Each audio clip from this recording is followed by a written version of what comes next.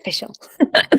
So welcome back, everybody. Welcome back, Bill. Great to be speaking with you again. We're here on episode 4 of What is Reality? So how are you today, Bill? Doing great. Every time I see you, I feel wonderful.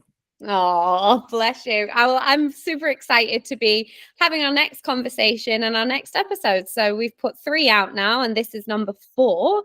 And I guess today the topic that was really calling to me, because every time we have these conversations, I almost feel like, what is the message? What is the topic that needs to be kind of uncovered? And I think, you know, especially, I know you're in America and here in the UK, there's just this energy of people trying to convince others of their opinions or their thoughts. And I wanted to talk today about the energy of trying to convince others. I think, obviously in the US, there's a lot going on politically at the moment. And, even from my eyes here in the UK, just from a business standpoint, I feel that so many people are getting caught up in the energy of trying to convince others. And I listened to a Mel Robbins podcast a while ago, and it was all about, she said the words, let them. Like, if somebody doesn't want to answer your call, let them. If somebody wants to if somebody wants to believe something, let them. And it really stuck in my head. So I really wanted today to talk about the energy of trying to convince others, and really with the desired outcome, I guess, of helping people understand that they don't need to convince others. They really, as long as they believe what they believe, then they don't need to convince anybody of anything. So how do you feel about talking about that today? Well, I think it's very topical and very relevant. Yeah, obviously, yeah, relevant for many reasons. Obviously, we don't necessarily want to go into politics, but I'm sure that it will be a relevant topic for many people. So when you think of, somebody trying to convince somebody else, I mean, how do you perceive that, from your lens, when others are trying to convince other people of their opinions, thoughts, or behaviors? Well, it depends on how you do it and why you're motivated to do it. Like, if you're motivated to do it based on being attached to the outcome of your party winning the election, let's say, the way that backfires on you is that you're attached, and you're not going to be happy unless you get the outcome you want. So you're going through stress and anxiety, and that's what's propelling you into this persuasion mode. Whereas if you want to have a civil conversation and you're not attached to the outcome, where you're willing to open your mind to the possibility that you might learn something or change your opinion based on the interchange of ideas, that's a much healthier way to try to persuade people, where you're open to being persuaded at the same time you're trying to persuade. And what that suggests is that you're being nice about it, that you're not, acting out hatred or anger or getting inflammatory. And there's been so much of that, and that's just counterproductive. Mm-hmm. Because it's interesting you say that it's inflammatory and it's counterproductive. And I think that's what I've been observing recently is a lot of people, when they're in this energy of convincing, all they tend to do is damage themselves and cause their own suffering. I guess, what kind of suffering have you seen when it comes to this energy of convincing others? Well, it's splitting families. Mm. Here in the US, particularly, where I'm able to observe it firsthand,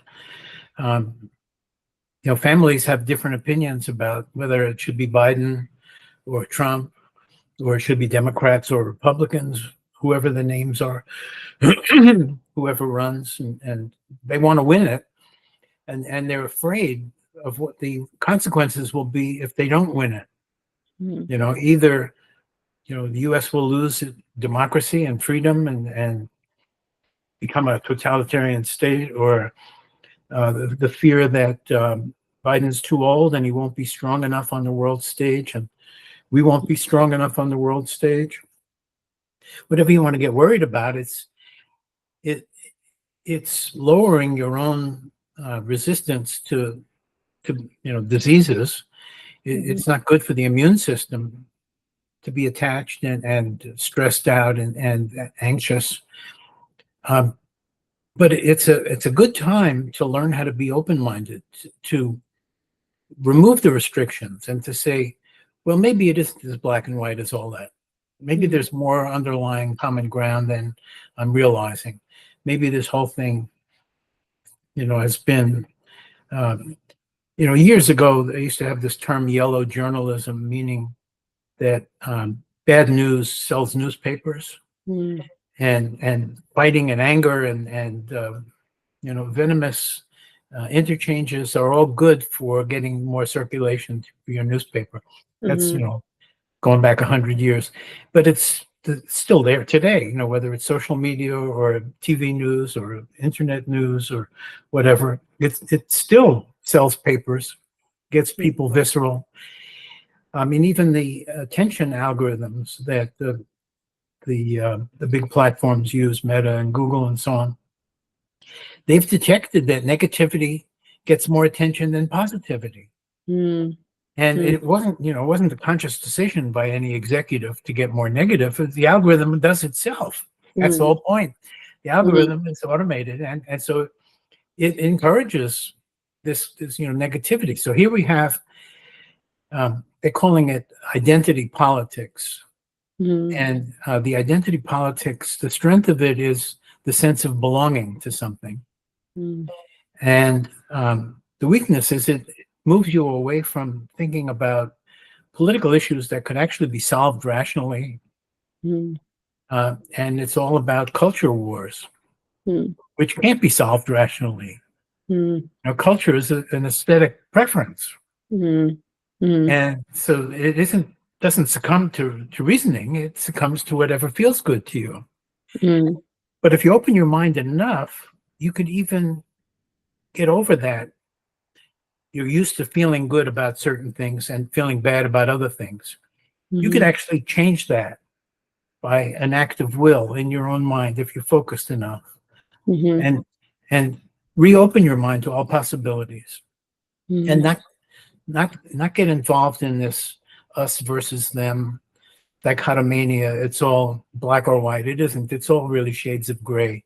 And let's meet in the middle and talk about it. And let's talk about the real issues, not the unsolvable things like people who don't believe in reincarnation but do believe in spirituality or Christianity tend to be against abortion.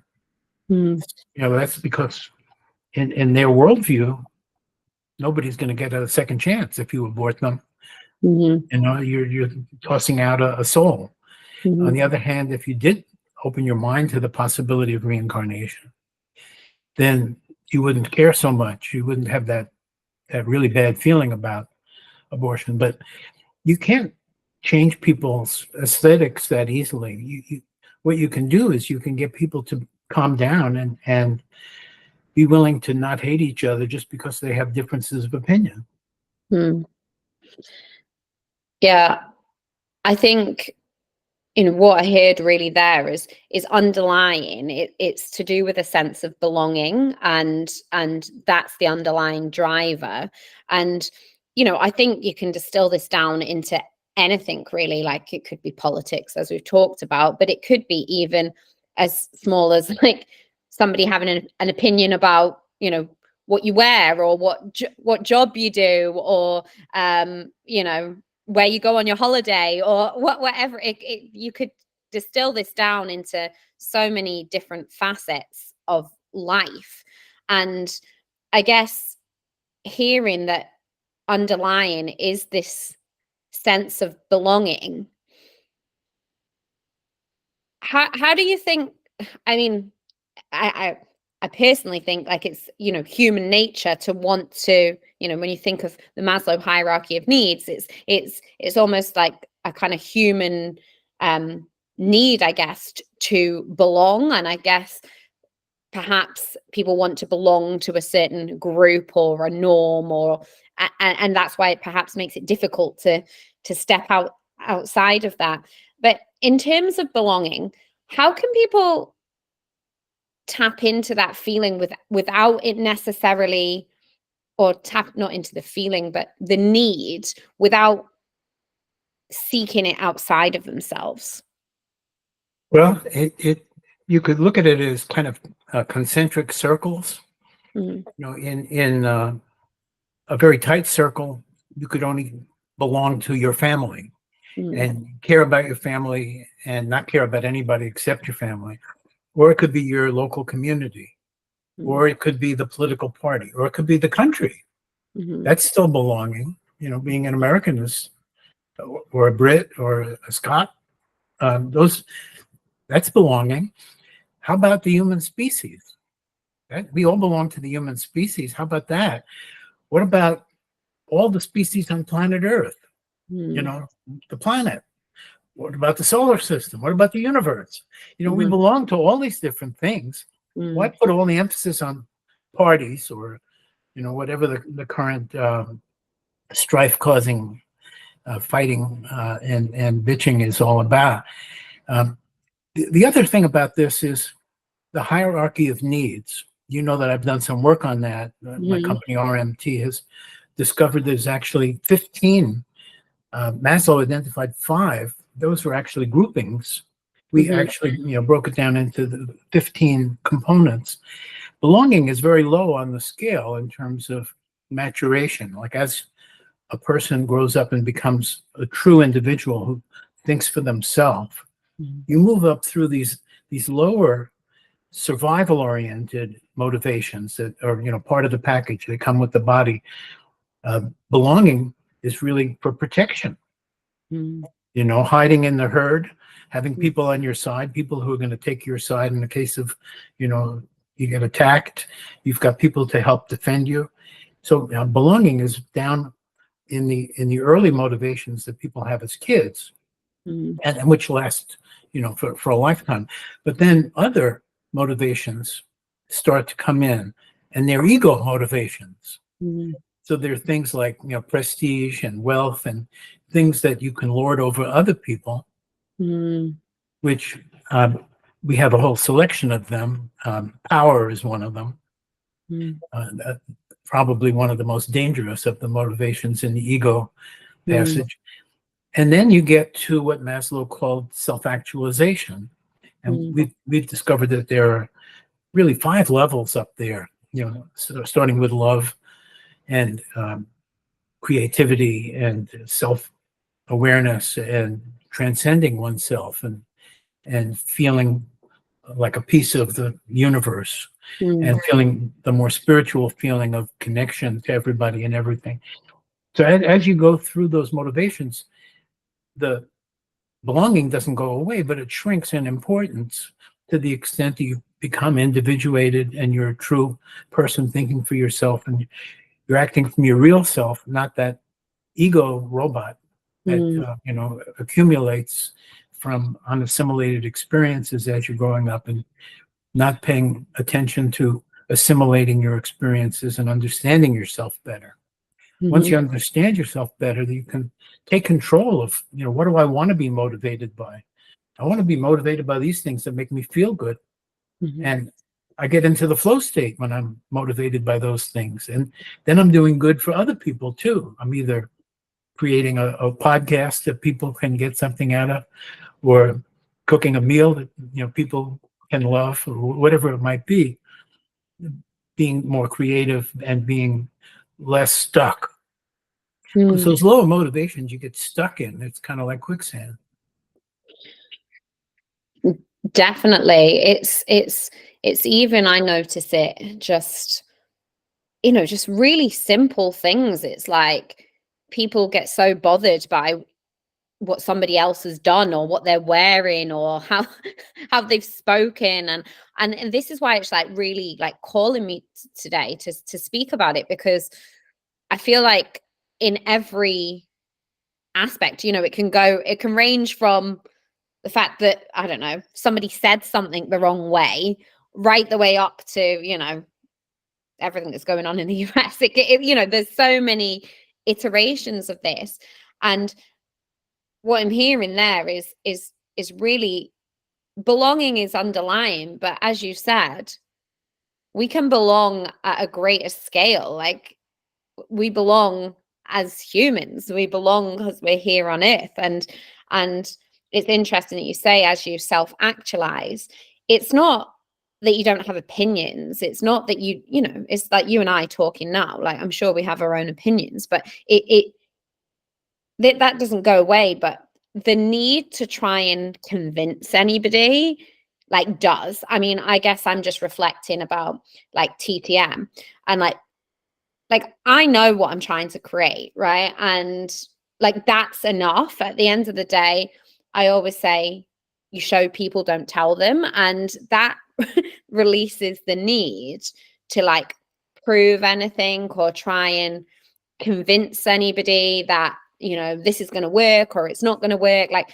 I think just having that mindset really is, yeah, to show not tell is really powerful. And it's not that you don't have your own opinions, it's not that you don't have your own thoughts, but you're not seeking that belonging, I guess, from outside of yourself,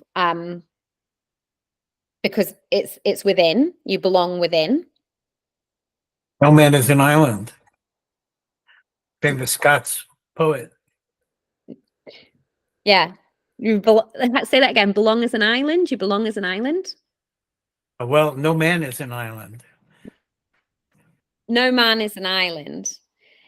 It's funny you say that, because I always say, like, nobody does anything alone. Like, nobody achieves anything alone. And, you know, thinking about even, yeah, just building the business up until this point, it's like, I couldn't have done any of this without everybody else. And even if you think about being raised as a child, right? Like, I wouldn't be here up until this point if people, you know, I didn't have my mom, my dad, my extended family. Like, they always say it takes a village to, you know, raise a child. And I feel the same about a business or anything, really. Like, nobody does anything alone. So you belong just because you're here.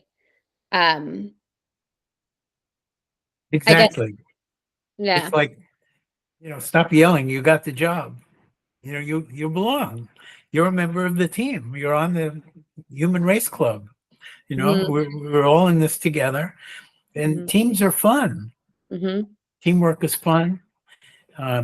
Anything that leads to open-minded discourse and cooperation, an exchange of ideas, without this feeling of it's got to come out this one way, or I'm not going to be happy. I'm not going to let myself be happy. It's placing conditions on your own happiness. Why would you do that? Well, and I know we talked about that last time. It's like, why would you? And why would you put conditions on it? And the other question, I guess, is around, you know, differences. And instead of right and wrong, can you just see it as different? Yeah, Would that reframe like help people? it would. It would. But you probably have to convince them of other things, and in order to make it stick. Like, it have to convince them that even if somebody got elected in some country and you feared that they were going to screw everything up, well, that's kind of like giving up in advance. What about all the other people in the government? Is it, no matter what country it is, whether it's China, Russia, totalitarian governments, or US, UK, Australia, democracies, there's a lot of people involved in government in one type or the other type of situation, and all the in between variations. So, this fear that one person, even in the highest seat of power, could overwhelm everything by, for example, appointing other people who are fiercely loyal and don't think for themselves and just do what that one person wants. That increases the rational danger. But what are you going to do? Are you going to leave the country if that ever happened? If somebody that you were afraid of became the leader of your country, would that automatically mean you would bail out? Or would you stick around and see what happens and try to make it better any way you can from wherever you are in the hierarchy of things? Even if you're not very high up, you got people around you, you could still try to make your own community still keep working and loving and being kind to each other. It's not going to change everything. It's going to change things at some level. Why be afraid of it? Why just not say, look, whatever the universe does, maybe the universe knows what it's doing. And maybe certain lessons can only be learned by going through a little bit of shakeup. And, don't be so afraid of any possibility. Don't be afraid of anything. Why be afraid? It doesn't help anything. Yeah. I always I laugh, right? Because I always say that I don't really get that het up about anything anymore. And sometimes it's almost like sometimes you're the weird one because it's like, well, why aren't you bothered about this? You should be stressed about it, right? And I think it's funny you say that, because it's what's happened has happened. There is no point, like that emotion is kind of wasted. And I think, going back to the energy of convincing, it's like, where are you putting your energy? Because is that the best use of your energy, trying to convince somebody, or getting, I don't know, getting all stressed about something in the past or something that's happened, or getting stressed that somebody has a different opinion or has a different thought? I think it's about where are you putting your energy? Where are you putting it? Because it's kind of disempowering to try and put it on, somebody else. Oh, well, I want to change their opinion, or I want to change how they dress, or I want to change how they show up to work. It's kind of disempowering. I think a more powerful thing is where can you put that energy? And as you've said there, it's around, perhaps you use the example of somebody got elected, right? And you don't like them. Well, okay. Well, where can you put your energy? Like you said about creating communities, maybe going somewhere else, creating something. What is a better use of your energy and time? I think if people were to, well, one, they would need to be aware, but two, if they could, I don't know, use that thought, how is this serving me? How is this feeling serving me? What is this feeling trying to tell me? And is there a better way to address that need that's coming up? Exactly.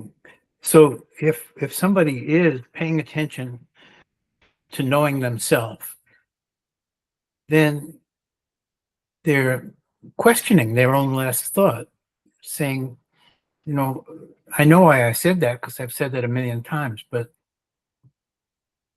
does that mean I've become closed-minded, or is my mind still capable of the flexibility of considering that it might not be what I've been saying all these years? And maybe I could learn something by the exercise of entertaining that possibility rather than foreclosing it and just saying, no, this is the way it is, this is the way it has to be. Because that stubbornness might not be getting you anywhere.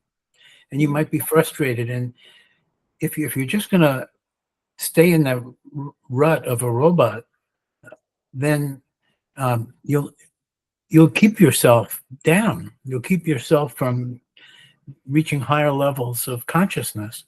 Whereas if your mind is open, you can see, well, I'm getting this bad emotional feeling. Okay, let's acknowledge that. What's the cause? Well, I think that's the cause. That's pretty obvious. Okay. And what do I want to do about it? How can I change it? What's in my power to do about it? Well, one thing is I could let it stop making it obvious that it's bothering me, because that person knows they're pushing my buttons, and I've given them power over me. They know exactly how to do it. They know exactly how to get me upset. So why should I continue to act that way? Use the word disempowering. Yeah, and empowering other people to keep me down. Who needs it? So what I really want to do is do something that'll change the situation positively. And you can't get a positive solution out of negative thinking and wallowing in negative emotion. You've got to clear your head and look at it as if it was a business case. How are you going to solve this business case? The degree of distance and perspective, as opposed to feeling like, wounded and helpless. All of that's useless, counterproductive. Cancel it out. That's not me anymore. I don't want to be that way. I don't want to hear it from myself. Cut it off. Now, what can we do about it? Yeah, it's feel the emotion, like then inquire as to what it's trying to tell you, and then act in a way that is empowering. And you talk about having buttons that people can push.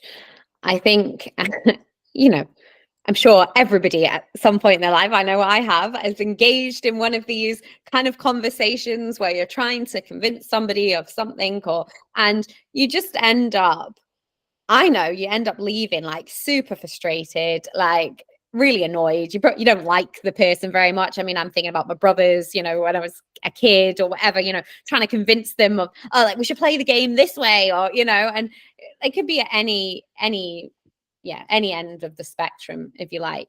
But I guess with that, right, they kind of know, even just using the example of my brothers, they kind of know that they've got something over you. They're like, oh, I know I can do that, and that will wind Natalie up, right? So then you are kind of giving away your power. And when I take it out of that context and maybe like into, say, it's in business, right? And that, or other people know that you're perhaps like trying to prove yourself or trying to show like that, then that way it kind of your frequency, it like lowers your frequency almost. And I think when you're in the energy of just like being and not trying to convince, it's the show not tell, I think you radiate at a different frequency. And I think people can feel that, because when they know that they can't push your buttons. So say, for instance, it's my brother who is a big wind up and loves, it's his favorite pastime, right? Like when they know that they can't do that anymore, then they stop, right? Because, oh, well, Not fun anymore. it's not fun. I'm not going to get the reaction. I'm not going to get the reaction that I wanted, right? So I'll go and try it with somebody else. And I think, whatever way, whatever facet it is, to anybody that's listening, it shows up for you, is like when you decide, like, I'm not going to let anybody push my buttons anymore, you kind of take yourself out that game. And I think people can feel that from you. And then they watch, right? Like then they stop trying to poke holes or poke fun. They like watch, because you're so focused in your energy in just doing that, actually the convincing that you wanted to do, you're doing it through the action. Right. You're setting a good example, really. But you're not doing it for that purpose necessarily. You're doing it because you've become free. You've achieved liberation from all these, mixed up, half-conscious games that we get into in I call it acceleritis, the amount of information overload that we experience every day. We get thrown into a very complicated life, and we're young and innocent, babes, and we're just trying to figure out what's going on, and then we're trying to emulate everybody around us because that seems to be the thing to do, and then that goes on until maybe you die, and you never get above that level, and that's that's the real problem. I think that's the cause of why we are doing the work that we're doing, coaching or whatever you want to call it. We're trying to get people to use the facilities that they've got within themselves to take a broader perspective on life and not give in to the conditioning, the biases, and everything that's been built into them, kind of quote unquote accidentally, as they've grown up and been influenced by people and taken on other people's ideas, and now are very attached to those very same ideas and are trying to impose them on other people. There was an interesting article by this guy, David Brooks, who they call him a conservative, but he writes for the New York Times, so he's obviously not really in a pigeonhole. He's more of an open-minded person. I've heard him speak. At any rate, he wrote this article, and it's about identity politics, and his explanation for why the United States is in this situation is that in the beginning, there was always a dynamism between pragmatic, these are Americans, the American motivations, rational, pragmatic, related to the Enlightenment, science. And then on the other side, it's even on the money, it's a God-fearing nation. And so there was, God was a very strong thing. And, not too long ago, only 20% of the US population thought that they could ever vote for an atheist to be president. And now those numbers have changed completely. So what he's saying is that since around the 1960s is where he places it, the spirituality / religion has been going down in the US. And so there isn't this balance between these two forces. So now what's separated people is whether they're on the God side or on the Enlightenment side. You used to be able to be on both sides. It was all a balance. And now with religion becoming less popular, there's no more of a balance. There's people who are religious who want to impose that on the other people who are more like atheists. And so I just wrote an article in response to his article. It hasn't come out yet, but my article says, it quotes him and it agrees with everything he says, but then it concludes that if science were to say it's not impossible that the entire universe is one consciousness, we can't say that that's scientifically impossible. We know that consciousness exists because each of us experiences it directly. So it's, you can't say that consciousness is nonsense. It's not nonsense. We all experience it. So if it's not nonsense, the fact that it could all be consciousness, which, reading between the lines in, what physicists say, like Wheeler and Hawking and Einstein,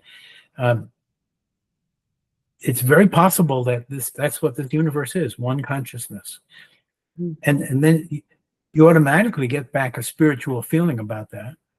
And even if you have a belief in a specific religion that talks about miracles happening thousands of years ago, if we're all one consciousness, miracles could be explained scientifically. So that's part of why I'm writing about spirituality, is because I do feel that there's something missing, that It doesn't have to be a religion. It can be just spirituality without a religion. Mm-hmm. Some people, the latest Gallup studies show that a big percentage of the U.S. population calls themselves spiritual but not religious. Mm-hmm. So I think that this splitting that's taking place on the planet has something to do with our disillusionment about what's the meaning of life. If spirituality doesn't exist and everything is an accident and it's all just material, things clobbering each other in space, this planet, this star, these things explode and so on and so forth, and that causes everything. And life came out of that, and consciousness came out of that, all accidentally. Not very plausible, but lots of people believe that that's the way it is. But it's disillusioning. It doesn't give you a good feeling. Whereas when you get a spiritual feeling, it's a very good feeling. It's a very positive feeling. I think the overriding feeling is around the team, right? And you were saying before that we got the job. We're all part of the human race, right? Whether you believe in spirituality, religion, politics, whatever you want to believe, there's no denying that we are all human beings. I hope most people would agree to that. You never know. But the underlying sense I'm getting is this feeling of team and like unity. And I think the question is even if you don't subscribe to the we are one and we're all a team, like who are your team? Who are your tribe? Like, and how do you surround yourself with those people? Because I think when you're around those people, the need to convince, you'll probably find will disappear. Right. Years ago, I used to believe that if we were to live in communities that were based on the sense of shared common values, there might be a lot of moving, initially, lots of movement, migrations from this place to that place, but then you'd be with people who think about things the way you think about them, and make laws that are laws that everybody feels good about. And they might be different from the laws in the next zip code or postal zone or whatever. That community would be the solution. And then I realized, well, they'd have to be self-sustaining economically, so that they could be perhaps farms, or they could be farms of animators who do animation, and that's what this community does. So self-sustaining learning communities is what I call the idea. And we've got a species of that right now, in that there are red states and blue states in the US. There's a couple of purple states that are more mixed. Even within like a blue state, there are counties that are red and vice versa. So there has been some degree of geographic sorting. And it's probably a cause and an effect, that the geographic sorting is a self-fulfilling thing that builds on itself, and then the iron filings line up around this magnet or that other magnet. But it's not achieving unity is the problem. That if you had it all based on community choice, it would solve some problems, but there'd be a unity missing at a national level. And of course, we've never had a unity feeling at a global level. Wouldn't that be a nice feeling if we could achieve that? And when you do surveys globally, you do find that people, even in totalitarian countries, maybe especially in totalitarian countries, would like to live in a freer society. So, maybe in the long throw of history, we will get to that point where there will be a free society living everywhere on Earth, and we'll all feel that unity. Mm. And you're right, it isn't necessary that it be connected to God or a spirit. Mm-hmm. Because humanism has been around for hundreds of years, and humanism says it's enough for us to worship the human race as a wonderful thing. Mm-hmm. We don't need more than that. Let's just, be kind to each other and cooperate with each other. And let's, I've been using this term lately, optimizing synergy. Mm. Because if you optimize synergy, you get all this free energy.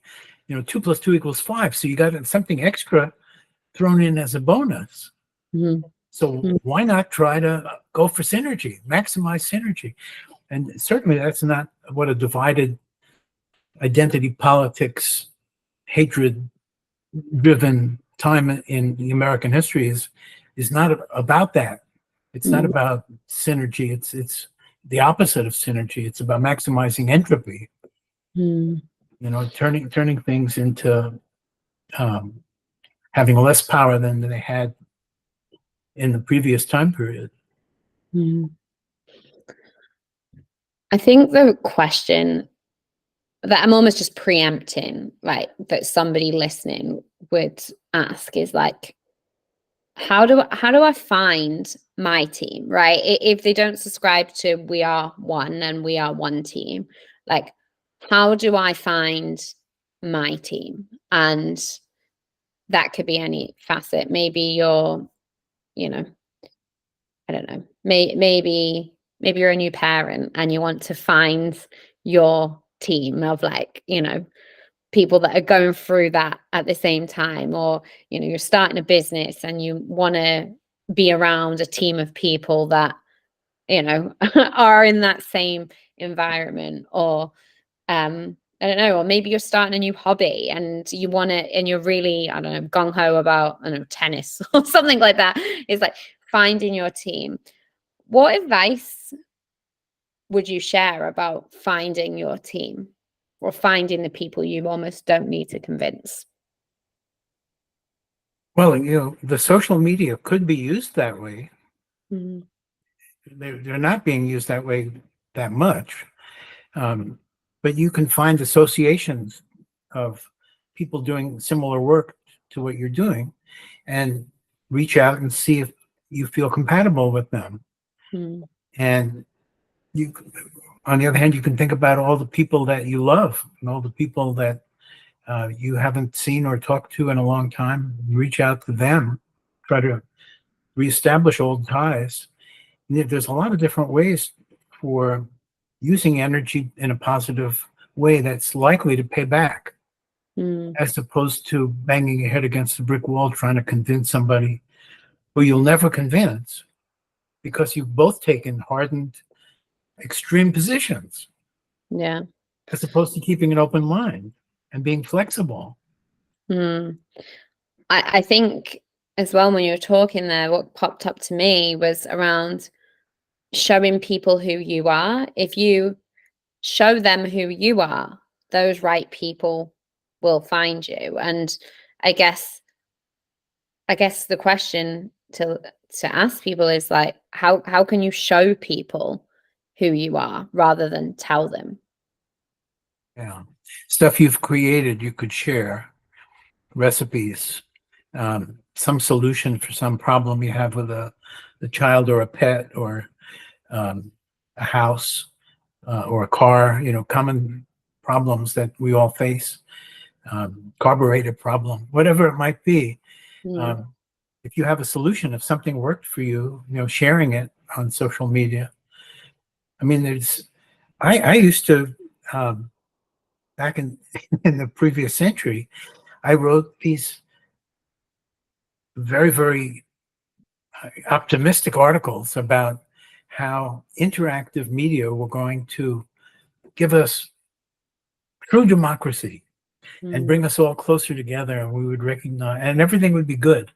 Mm-hmm. And then we got like modern social media, and all the things I thought were going to be positive are exactly the opposite. So, Mm-hmm.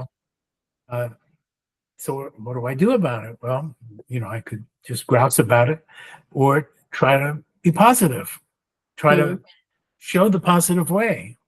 Mm-hmm. So I started writing blogs and articles and news. Before there were internet, I started to do it on regular printed media, printed newsletters that I mailed people.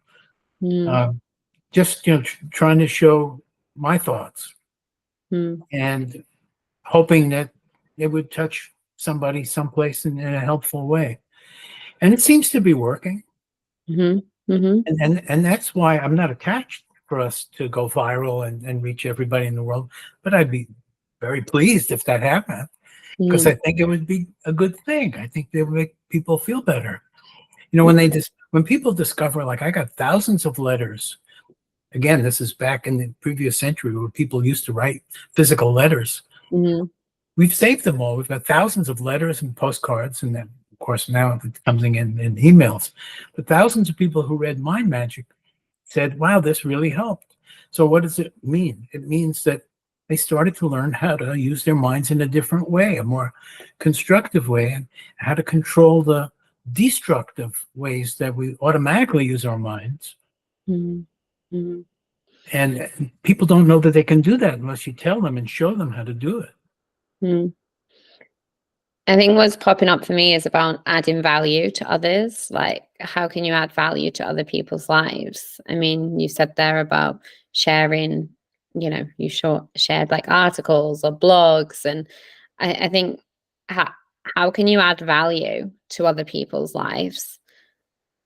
And then it's like you give because it feels good to give. You're not adding value with an attached need for a return. It's like thinking of us recording and putting this out. It's like we're doing it because we're enjoying it and we hope that it adds value, but we're not attached to any outcome. And I guess through doing something like this is just an example for anybody listening. It's you're showing the world who you are. You're adding value. And with that, you remove the need to convince because your work is convincing them. Well, it's kind of self-explanatory. It's Mm, if if they've reached a certain point, they're ready for it. It's going to work just the way mm, you want it to. If they're not in that place yet, it's not going to work, and just getting more persuasive isn't going to do it. It's not a good use of your time or energy. Put it out there, and the people who can get it will get it, and that's good enough. The Rolling Stones had this one very positive song about you got to serve somebody, mm, and we were trying to serve everybody. mm, mm. Yeah, I think I am a true believer in you attract what you are, and whatever you put out, like at the at the end of the day, like the right people will find you, and there will be people that don't agree and whatever, but that is fine. Like that is fine. Like they're not in your state of mind, they're not in your state of consciousness, they're in their own team or tribe or whatever you want to call it, and you hope that in time that they will get there, but perhaps they won't. And again, it's releasing the outcome, isn't it? It is. Um, Being attached to the outcome is just limiting your own happiness. It's Mm, saying, no, I won't allow you to be happy because this didn't happen. mm, Well, I just want to be happy. So remove those restrictions. Let me mm, be happy anyway. yeah. And when you show people that you are happy, no matter what's going on, they say, there's two possibilities here. Either this person is crazy, in which case maybe it's good to be crazy, or they're not crazy and I'm crazy not to be like that. Mm. Gives them something to think about. Yeah. Yeah, it gives them something to think about. You hope that it inspires somebody, um and if it doesn't, that's okay too. um What's the key takeaway we want to leave people with today, Bill? What's the message? Be on your own team and count your blessings that you're on so many other people's team, and be happy no matter what happens. Release the outcome. What can you do with that energy instead? And if you're yet to find your team, know for now you're on the human team. So there's more people around you than you even realize. It's a good team. Yeah. Show, don't tell. Well, thank you, everyone. And thank you, Bill, for another fabulous episode. Thank you, listeners. And we look forward to coming back with you with episode 5 next month. Can't wait. Bye. Okay. All right. How do I stop? I'm about to get on a team call with my